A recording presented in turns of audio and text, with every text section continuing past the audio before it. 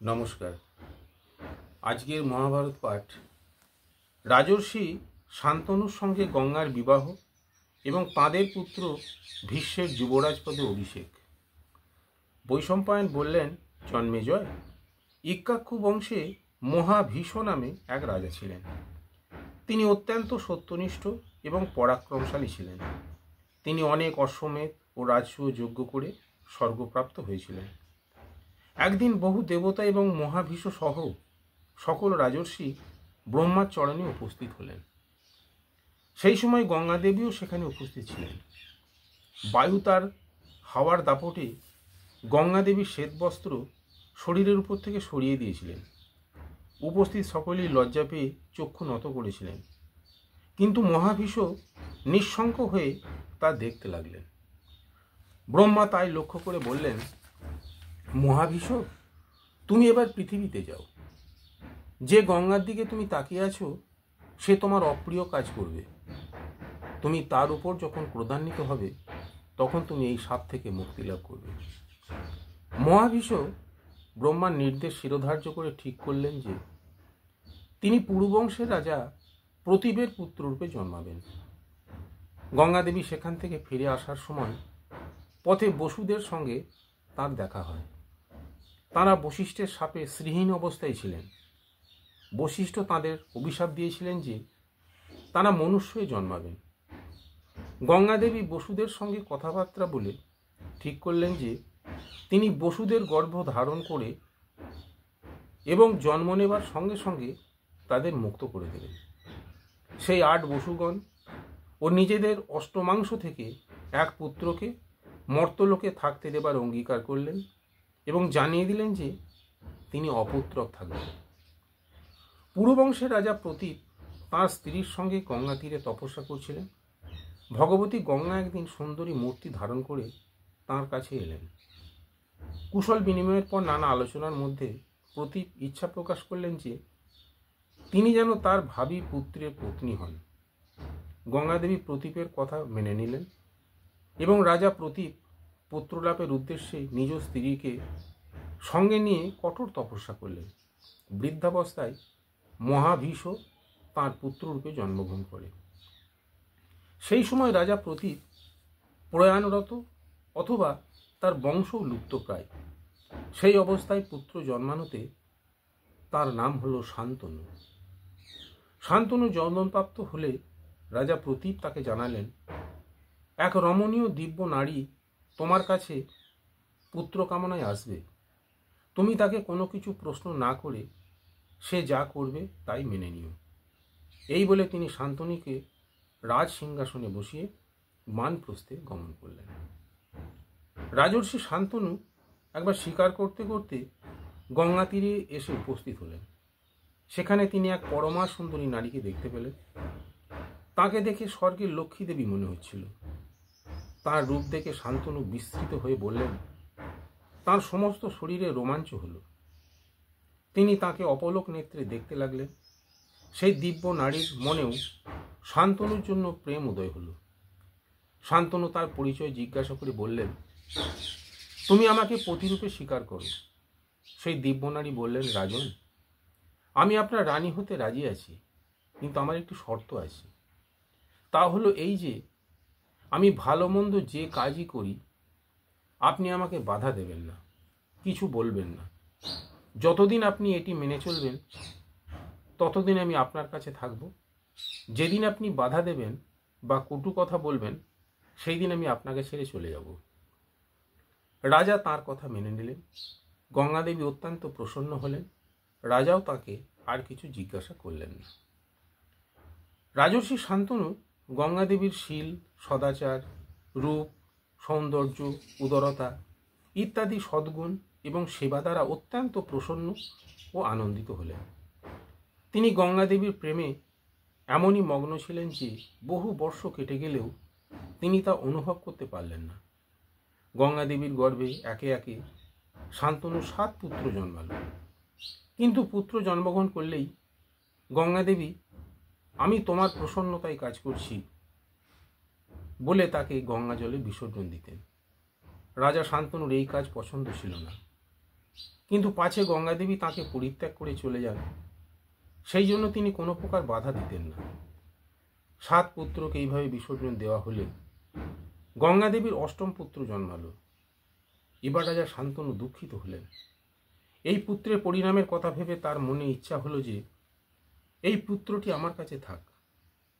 তিনি গঙ্গাদেবীকে বললেন, তুমি কে, কার কন্যা, কেন এই শিশুদের হত্যা করছো?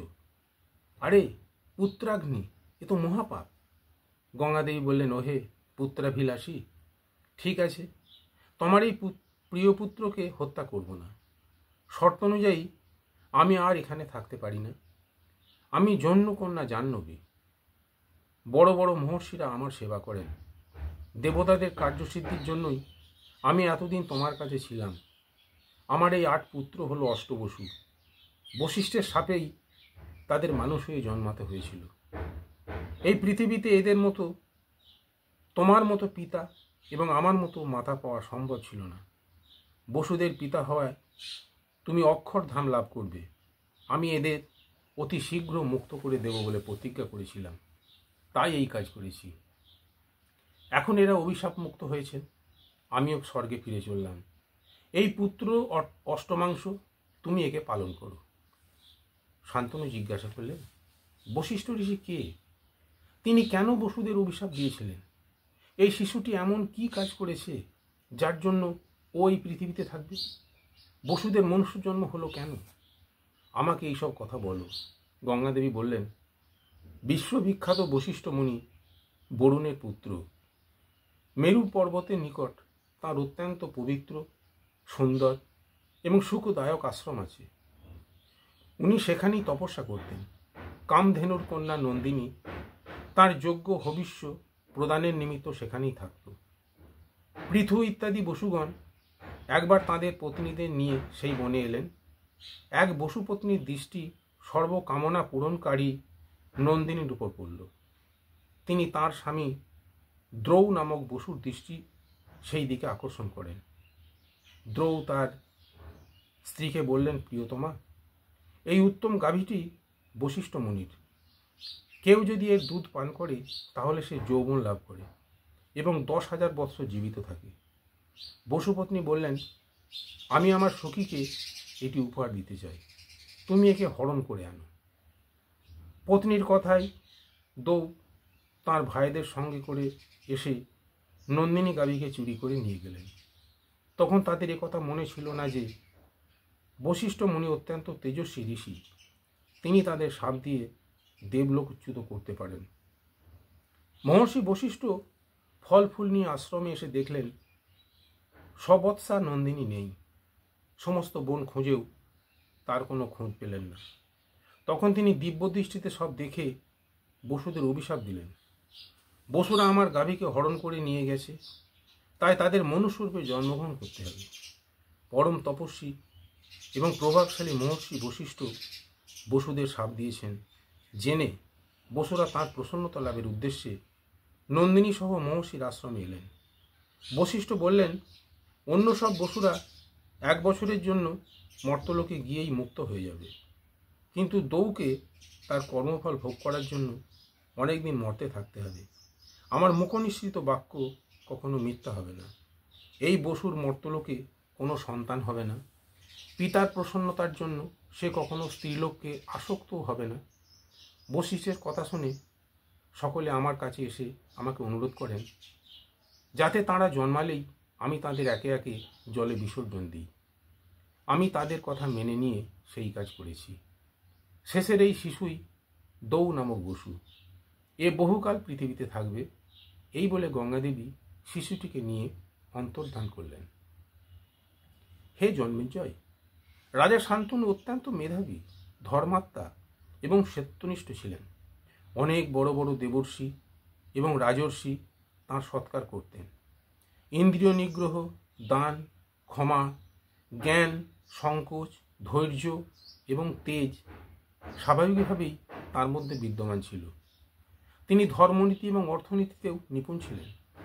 শুধু ভরত বংশেরই নয়, সমস্ত প্রজাকুলেরই তিনি একমাত্র রক্ষক ছিলেন। তাকে দেখে সকলেই বুঝত যে কাম এবং অর্থের থেকেও শ্রেষ্ঠ হলো ধর্ম।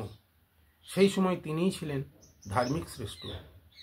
প্রজাদের ভয়, শোক, প্রতিবন্ধকতা দূর হয়েছিল। তারা সুখে দিনানিপাত করত। তাঁর তেজপূর্ণ শাসনে প্রভাবিত হয়ে অন্যান্য সামন্ত রাজন্যবর্গও যজ্ঞ, দান ইত্যাদিতে তৎপর হয়ে ওঠেন। বর্ণাশ্রম ধর্ম উত্তর বৃদ্ধি পেতে লাগল। ক্ষত্রিয় ব্রাহ্মণদের সেবা করতেন, বৈশ্য ক্ষত্রিয়দের অনুগামী থাকতেন এবং শূদ্রগণ ব্রাহ্মণ, ক্ষত্রিয় এবং বৈশ্যদের আনন্দের সঙ্গে সেবা করতেন। তাঁর রাজধানী ছিল হস্তিনাপুর। সেখান থেকেই শান্তনু সমস্ত পৃথিবী শাসন করতেন। তাঁর রাজত্বে কেউ পশু পক্ষী, শূকর, হরিণ শিকার করতে পারত না। তাঁর রাজ্যে ব্রাহ্মণদের প্রাধান্য ছিল এবং তিনি অত্যন্ত বিনয়ের সঙ্গে রাগ দেশ রহিত হয়ে প্রজা পালন করতেন। দেবতা, ঋষি এবং পিতৃপুরুষদের জন্য যজ্ঞের আয়োজন করা হতো। রাজা শান্তনু দুঃখী, অনাথ এবং পশু পক্ষী সকল প্রাণীদেরই রক্ষা করতেন। সেই সময় সকলেই সত্যাশ্রিত ছিল এবং সকলের মনই দানে উৎসাহী ছিল। রাজা শান্তনু 36 বৎসর পূর্ণ ব্রহ্মচর্য পালন করে বনবাসীর মতো জীবন নির্বাহ করেছিলেন। একদিন রাজা শান্তনু গঙ্গা তীরে বিচরণ করছিলেন। তিনি লক্ষ্য করলেন গঙ্গা নদীতে সেদিন খুব জল কম বয়ে যাচ্ছে। তিনি অত্যন্ত বিস্মৃত এবং চিন্তিত হলেন যে আজ দেবনদী গঙ্গা কেন এত ক্ষীণ। অগ্রসর হয়ে রাজা অনুসন্ধান করতে লাগলেন। সেখানে গিয়ে তিনি দেখতে পেলেন এক সুন্দর বিশালাকায় যুবক তার দিব্য অস্ত্রের অভ্যাস করছেন। তিনি তার বাণ দিয়ে গঙ্গার ধারা রুদ্ধ করেছেন।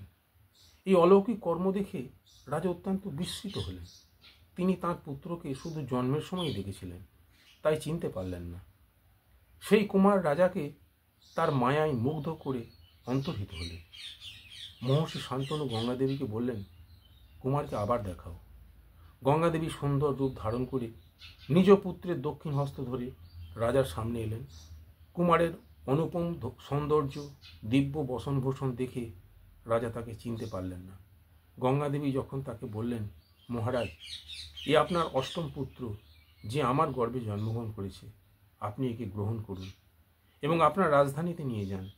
এই পুত্র বশিষ্ঠ ঋষির কাছে সমস্ত বেদ অধ্যয়ন করেছে এবং অস্ত্র শিক্ষাও সম্পন্ন করেছে। এই শ্রেষ্ঠ ধনুর্ধর যুদ্ধে দেবরাজ ইন্দ্রের সমকক্ষ। দেবতা এবং অসুর সকলেই একে সম্মান করে। দৈত্যগুরু শুক্রাচার্য এবং দেবগুরু বৃহস্পতি যা কিছু জানেন এই পুত্রের, সে সবই প্রাপ্ত হয়েছে। স্বয়ং ভগবান পরশুরামের যে শাস্ত্রের জ্ঞান আছে, এ তার সমকক্ষ। আপনি এই ধর্মনিপুণ ধনুর্ধর বীরকে নিজের রাজধানীতে নিয়ে যান। আমি একে আপনার হাতে সমর্পণ করলাম। রাজর্ষি শান্তনু পুত্রকে রাজধানীতে নিয়ে এসে অত্যন্ত সুখী হলেন এবং সত্বর তাকে যুবরাজ পদে অভিষিক্ত করলেন। গঙ্গাপুত্র দেবব্রত তাঁর শীল ও সদাচার দ্বারা দেশের সমস্ত প্রজাকে সুখী করলেন। এইভাবে আনন্দের সঙ্গে 4 বছর কেটে গেল। নমস্কার।